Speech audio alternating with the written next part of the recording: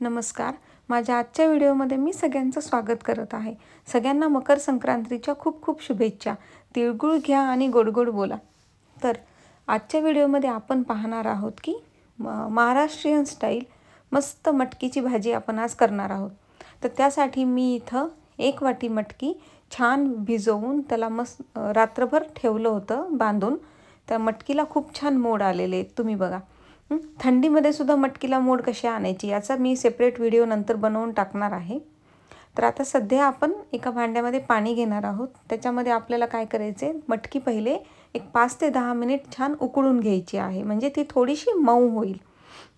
तर आता हे उकळायला आपण साईडला ठेवूयात आणि मसाल्याची तयारी करून घेऊ. तर मसाला करण्यासाठी मी इथं एका पॅनमध्ये 1 मोठा चमचा तेल घेतलेला आहे.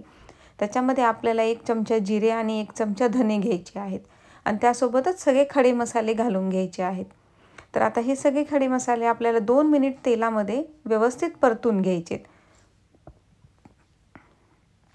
आता यासोबतच मी 1 मोठा कांदा लांब लांब कट करून घेतला होता. तो सुद्धा आता आपल्याला चांगला लाल रंगाला येईपर्यंत परतून घ्यायचा आहे. आता याच्यासोबतच मी याच्यामध्ये 2 लसणाची पाकळ्या आणि थोडंसं अद्रक घातलेलं आहे. आता याच्यासोबत आपल्याला खिसलेलं खोबरं घालून घ्यायचं आहे. मी ड्रायवालं घेतलं आहे, तुम्ही ओलंवालं घेतलं तरी पण चालतं आहे. आता हे सगळा मसाला आपल्याला व्यवस्थित भाजून थंड होण्यासाठी ठेवायचा आहे. तर आता हे मसाला आपला तयार झालेला आहे. थंड झाला की याला आपण मिक्सरमध्ये वाटून घेऊ. आता मी दुसरीकडे पॅनमध्ये 1 मोठा चमचा तेल घालून घेतलेले. आपण जो मसाला तयार केला होता तो मिक्सरला मी वाटून घेतला होता, तो आता आपण तेलामध्ये छान परतून घेणार आहोत. आता हे पूर्ण मसाला तेलामध्ये 2 मिनिट व्यवस्थित परतून घ्यायचा आहे आणि आता ह्याच्यामध्ये आपण सगळे मसाले ॲड करूयात. तर मसाले फक्त आपल्याला हळद आणि 1 चमचा हळद आणि 1 चमचा तिखट घालून घेतले. तिखट तुम्ही तुमच्या प्रमाणे कमी जास्त करू शकता. आणि हा जो काळा मसाला मी घातला आहे हा घरी बनवलेला काळा मसाला होता. हा जर अवेलेबल नसेल तर मार्केटमध्ये जो गोडा मसाला मिळतो तो घातला तरी पण चालतो. आता हे सगळं आपल्याला मसाला पूर्ण तेल सुटेपर्यंत ह्याला छान परतून घ्यायचं आहे, बारीक गॅसवर परतून घ्यायचं. आता ह्याचा बघा कलर पण किती छान बदललेला आहे. आता ह्याच्यामध्ये आपण जी मटकी उकडून घेतली होती ती घालून घेणार आहोत.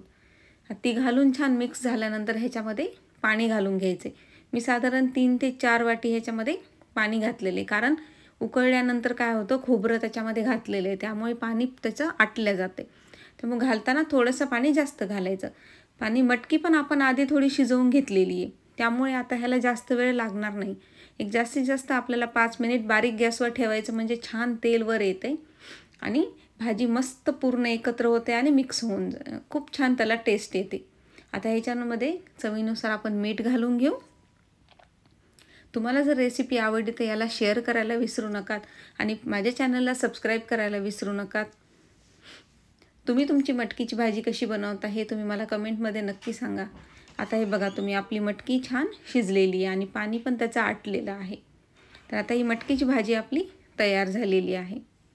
आता याला आपण साईडला काढून घेऊयात. आता ह्याच्यावर छान फ्रेश कोथिंबीर घालून घ्यायची चिरलेली. तयार आहे आपली मटकीची भाजी. अशाच छान छान रेसिपीसाठी मला माझ्या चॅनलला सबस्क्राईब करायला विसरू नका. भेटूयात असंच एका नवीन रेसिपीसोबत पुढच्या व्हिडिओमध्ये. थँक्यू.